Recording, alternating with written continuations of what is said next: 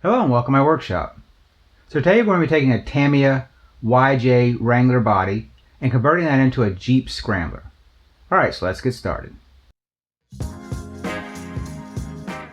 After I took several measurements, the cutting began. From what I could tell, the rear of the roof and the hood needed to go. The rear wheel wells also needed to be moved backwards. All this was figured out by scaling actual photos against the size of the body. With both the YJ and Scrambler photos to the correct size, they can be measured against one another to see what is different.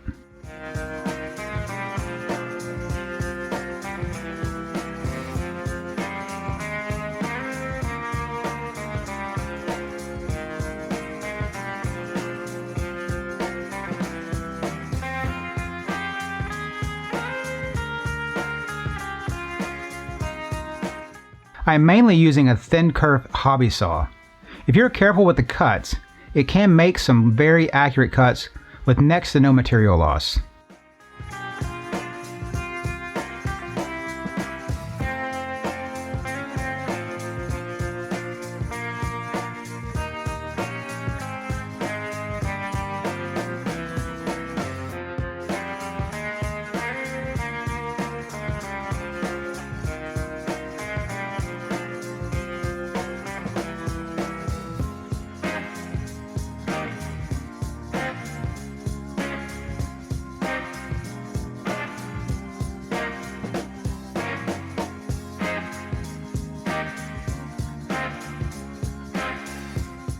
A to-scale picture was printed off and the pieces were taped together to give me a good map to follow. I wanted to attach the cuts from the body to the rear cargo area as securely as possible.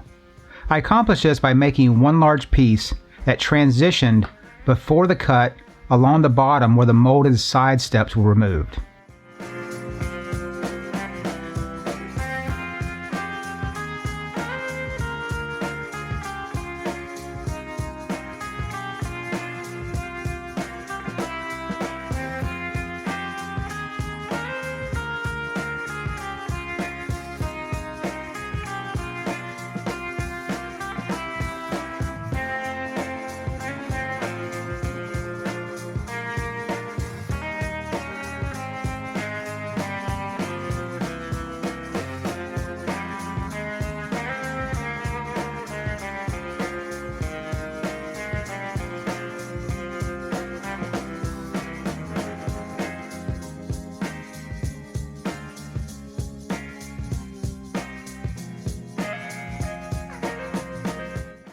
The pieces were solvent glued to each side along with some thin styrene strips to back up the joint. This is another trick to strengthen up the connections.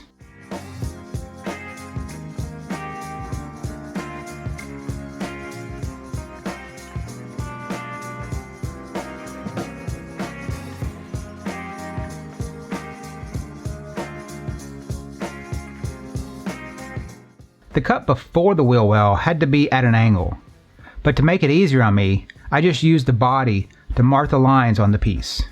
The rear was simply cut perpendicular to the bottom of the body.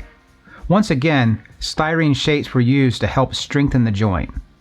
Although the CA glue that gets applied does offer some support, I am mainly putting this on to speed up the process and acts as a clamp. Just a quick shot of accelerator helps the CA glue cure in seconds.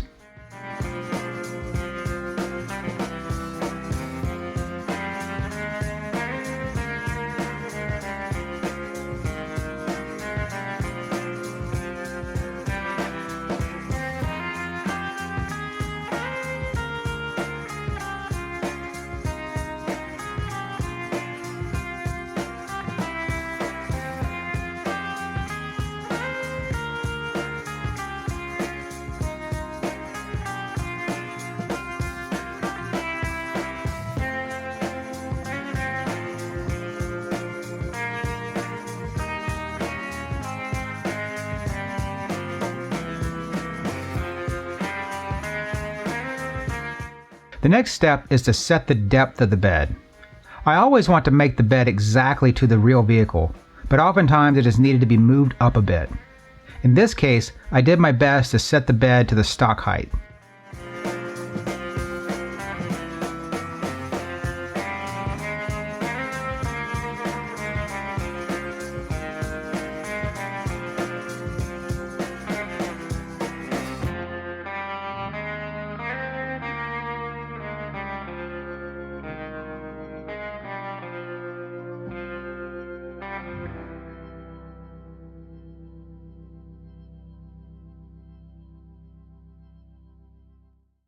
In preparation for inner fenders, the bed was cut out ahead of time. I also took the time to add in the thin styrene strips to act as a shelf. Adding this shelf for these larger pieces to rest upon takes a little extra time, but can really speed up the build in the long run. It also forces the build to be more consistent. As long as you can get your shelf straight, that is.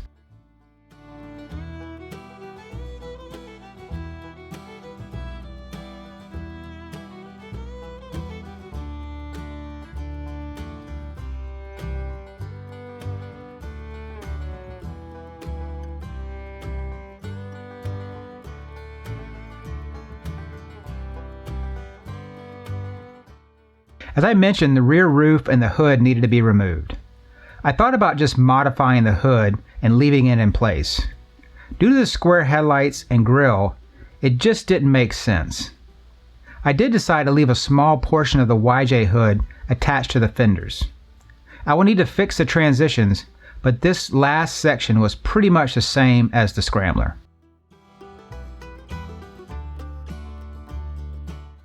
Some MDF pieces were glued together, and I started mapping out how to shape these pieces.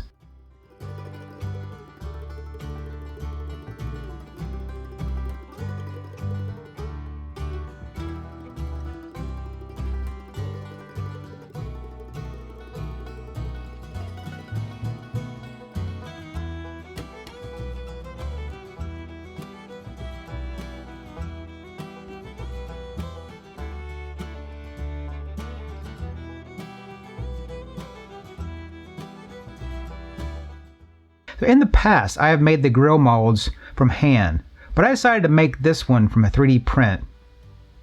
This turns out to be a great idea and really opens up how I will be able to use 3D printers for future molds.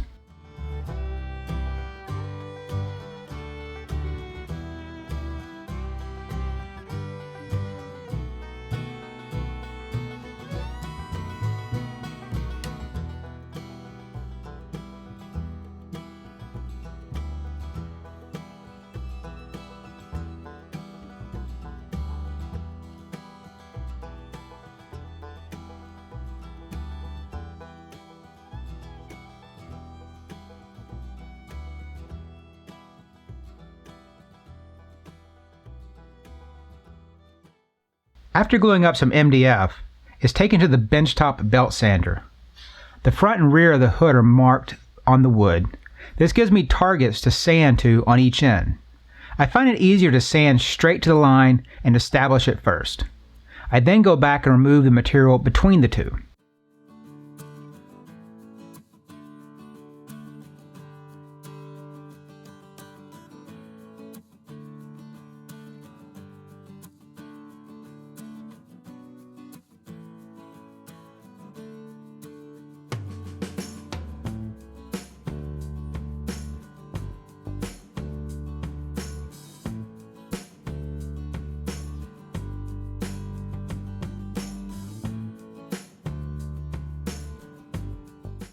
Once the general shape is achieved, styrene pieces are glued on to create the raised portions.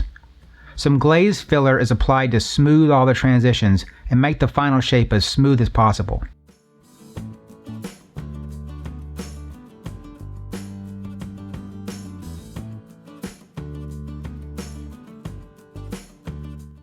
Since the vacuum mold needs to have some positive space to pull to, oftentimes channels are cut in the material versus removing it completely. The channels show up in the final piece and are easy to cut back to with a razor blade. Having this extra material will prevent the piece from being stretched too far and causing a failure in the vacuum mold.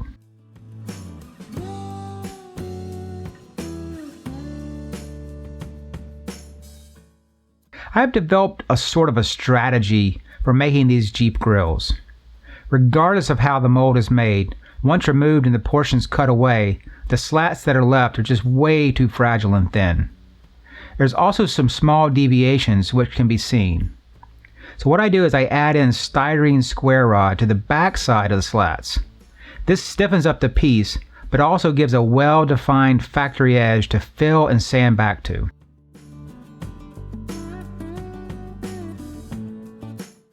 The hood fits really nice, but it isn't a perfect match. I did this on purpose since I was trying to maintain the hood to fender body line while creating a new hood with the correct shape. Luckily, it's close enough to glue together and just add filler, which can be sanded back.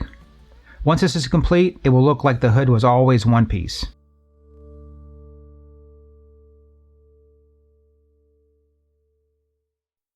I decided to fill in as many of the seams as I could when I worked on the hood. The glaze filler was mixed up and applied using a popsicle stick. I kind of stumbled on this by accident. These sticks, they come in handy for all kinds of things in the shop. I wouldn't have had the idea if it wasn't for an accidental order. I needed just a few of these popsicle sticks for a project with my nephew, and the box I ended up ordering had like 1,000 or so in it. They were so cheap I didn't even realize that's how many came in a box. So I started looking for ways to use them around the shop, and it didn't take long before I was able to find them.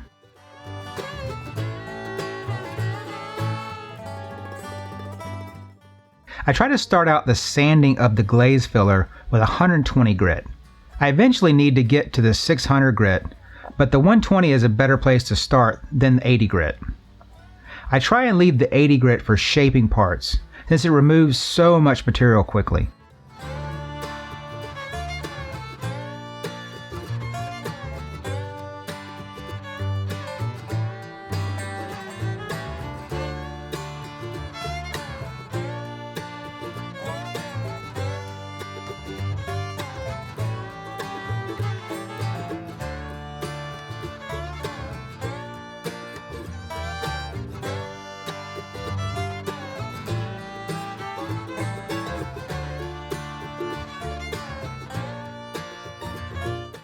For the grill, I tend to use the Tamiya filler to help shape the slats. It takes a bit to fully dry and be ready for sanding, but it's easier to apply than the glaze filler. Plus, it takes me a good bit longer to apply filler to both sides of the slats. Even with the weakest amount of activator, the glaze filler was set up before I could even finish.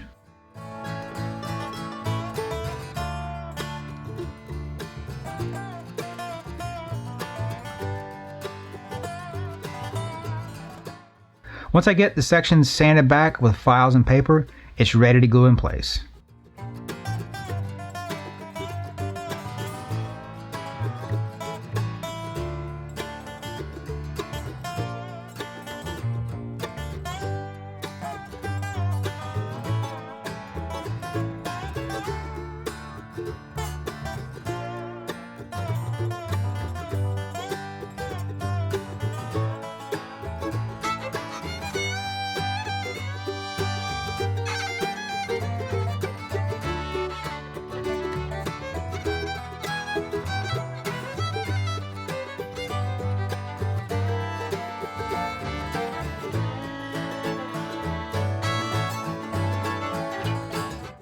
The next thing to focus on are the rear inner fenders.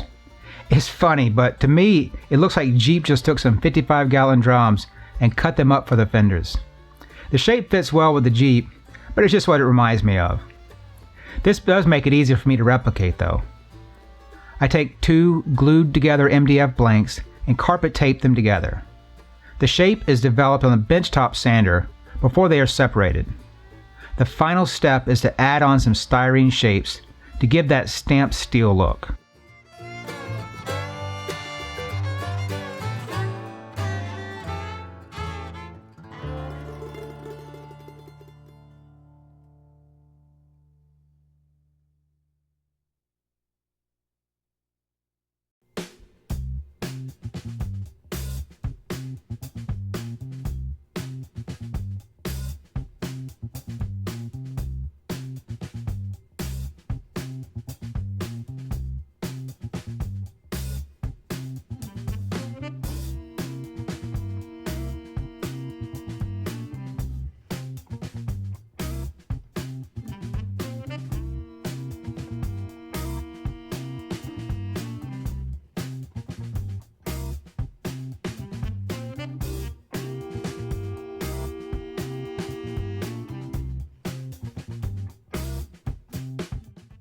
I was a little nervous about the rear cap for the cab. This piece had a very unique bump out, and I needed to get the shape to match up perfectly with the original piece. I decided to cut a piece that I could hold up to the top section first. This way I could mark the wood so it matches up perfectly with the original shape of the body. The lower section was added on later and marked up in the same way.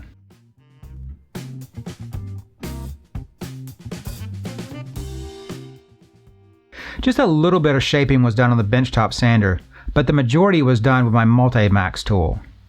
With some 60 grit paper, this thing does a very good job of making the shapes. All the final shaping is done by hand though. First starting with blocks, then moving to sanding by hand. No matter how much you think you are sanding curves, it is all really just facets. The idea is to keep reducing the facets until they can no longer be noticed.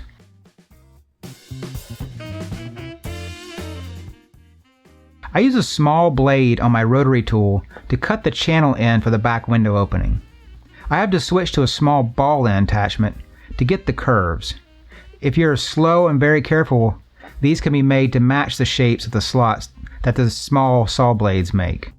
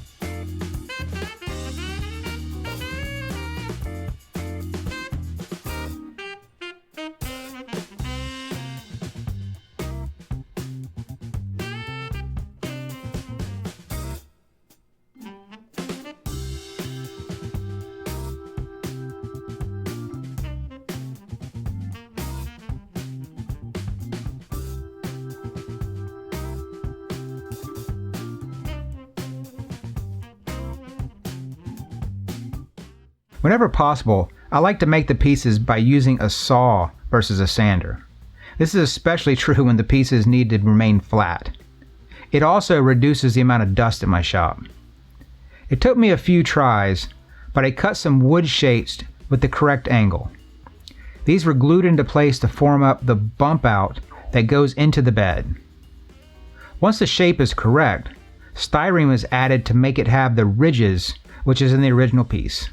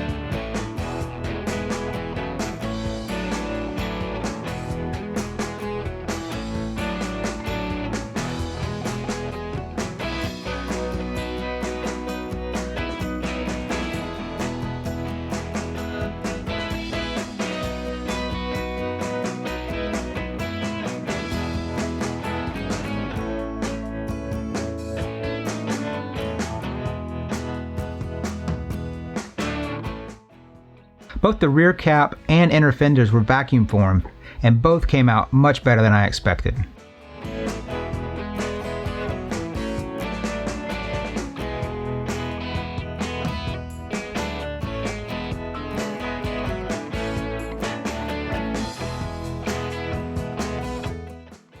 After removing the excess plastic from the molded parts, they were cleaned up in preparation for gluing in place. This includes cutting the opening for the rear window. As mentioned, the channel cut by the small rotary saw is traced out with a pencil and then carefully cut with a razor knife. The rounded sections are best removed with a rotary burr tool since it gives a cleaner edge.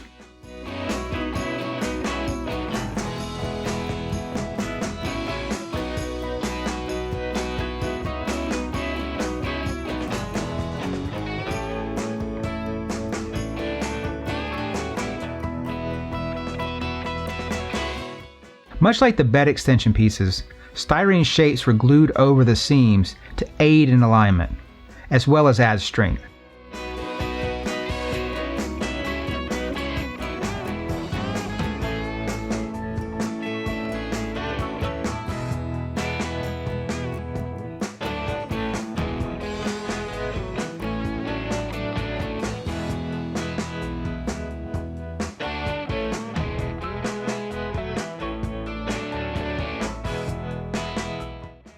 I probably could have modified the tailgate section in place, but decided it would just be easier to remove it completely and make a whole new one. I also need to remove all the protrusions from the rear and get it just pretty much flat across the back.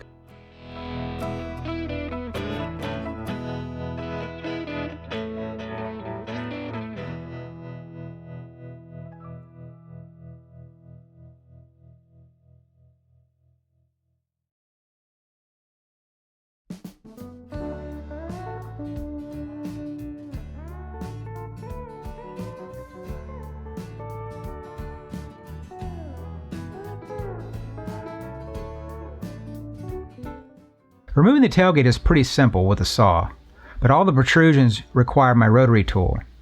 It was pretty quick, but did make a pretty big mess.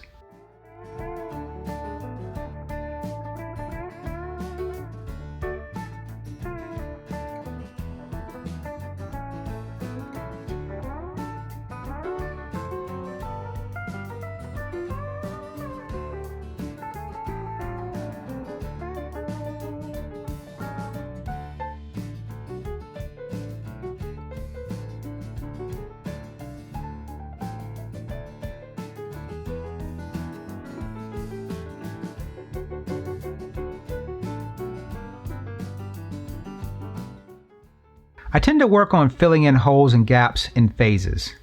Here I am sanding back some more glaze filler that was applied to the recent changes to the body.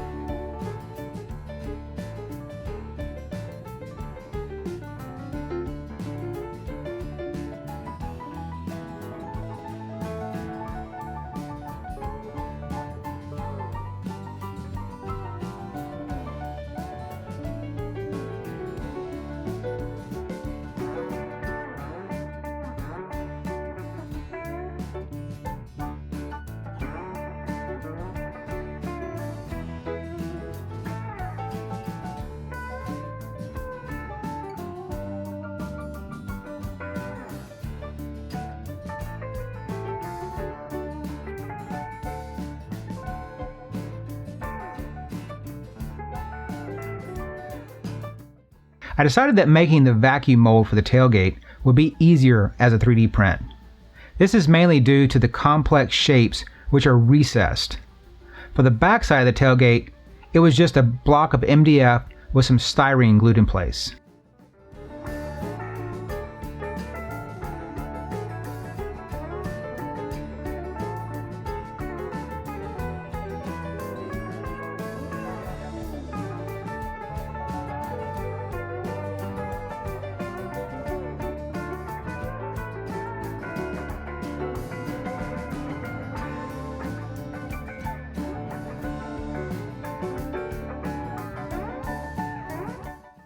The taillights will be painted separately and screwed into place later. I decided that the fuel filler will be glued in ahead of time. It will be pretty easy to paint by hand later on.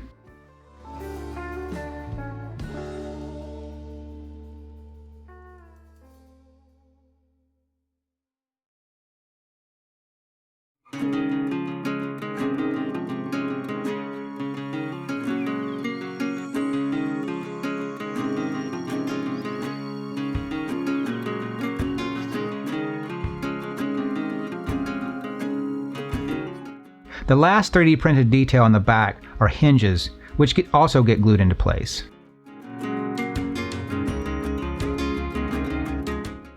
There's still a few things to sort out, but for now I'm going to leave it with adding in the bumped up area in the bed. Some half-round styrene was used after carefully measuring out where they would be placed.